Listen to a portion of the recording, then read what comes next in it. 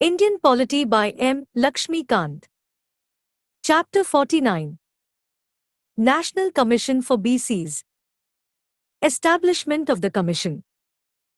In the Mandal case judgment, 1992, the Supreme Court directed the central government to constitute a permanent statutory body to examine the complaints of under-inclusion, over-inclusion or non-inclusion of any class of citizens in the list of backward classes. Accordingly, the National Commission for Backward Classes, NCBC, was set up in 1993. Later, the 102nd Amendment Act of 2018 conferred a constitutional status on the Commission. For this purpose, the amendment inserted a new Article 338-B in the Constitution. Hence, the Commission ceased to be a statutory body and became a constitutional body. Further, the scope of functions assigned to the Commission is also enlarged under the new dispensation. This was done in order to safeguard the interests of the socially and educationally backward classes more effectively. In other words, the constitutional status of the new Commission is at par with the National Commission for Scheduled Castes, NCSC, and the National Commission for Scheduled Tribes, NCST. The Commission consists of a chairperson, a vice-chairperson and 3 other members. They are appointed by the President by warrant under his hand and seal. Their conditions of service and tenure of office are also determined by the President. Functions of the Commission. The functions of the Commission are the following: A. To investigate and monitor all matters relating to the constitutional and other legal safeguards for the socially and educationally backward classes and to evaluate their working. B. To inquire into specific complaints with respect to the deprivation of rights and safeguards of the socially and educationally backward classes. C. To participate and advise on the socio-economic development of the socially and educationally backward classes and to evaluate the progress of their development under the Union or a state. D. To present to the President, annually and at such other times as it may deem fit, reports upon the working of those safeguards.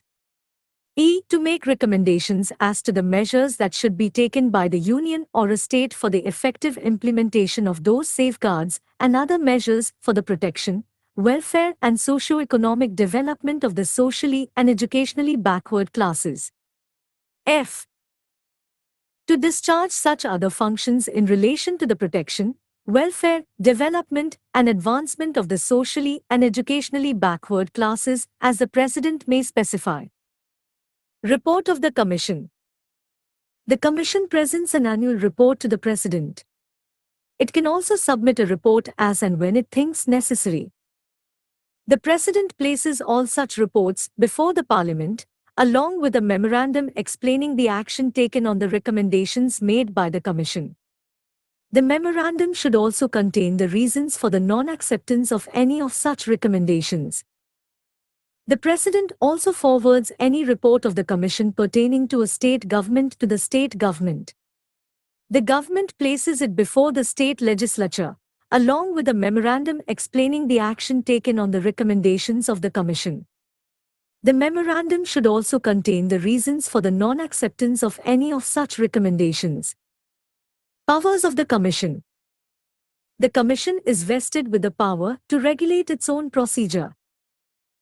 The Commission, while investigating any matter or enquiring into any complaint, has all the powers of a civil court trying a suit and in particular in respect of the following matters: A. Summoning and enforcing the attendance of any person from any part of India and examining him on oath. B. Requiring the discovery and production of any document. C. Receiving evidence on affidavits. D. Requisitioning any public record from any court or office. E. Issuing summons for the examination of witnesses and documents. F. Any other matter which the President may determine.